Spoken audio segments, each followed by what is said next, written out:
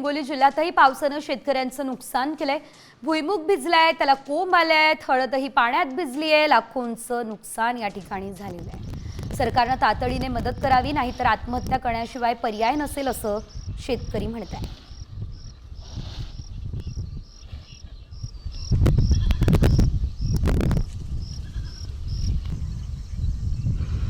गेल्या म्हणजे 20-22 तारखेपासून पाऊस सुरू झाल्यामुळं या पिकाचं अतोनात नुकसान झालेलं आहे। आमच्या भुईमुगाच्या शेंगाच्या खालून तर पाणी गेलेलं आहे आणि काढाचं तर फार नुकसान झालेलं आहे। आणि या शेंगायला आता तुम्ही पाहू शकता की हे चवरेसुद्धा आलेले, म्हणजे कोंब फुटले तर आणि शेंगाचं फार नुकसान झालेलं अशा प्रकारचं। आणि 12 महिने आता हे वैरण जनावरांसाठी ती पण खूप असं नुकसान झाले, म्हणजे सडले काढते ते, एक तर आता उचलता येत नाही काहीच नाही, त्याचं फार नुकसान झाले।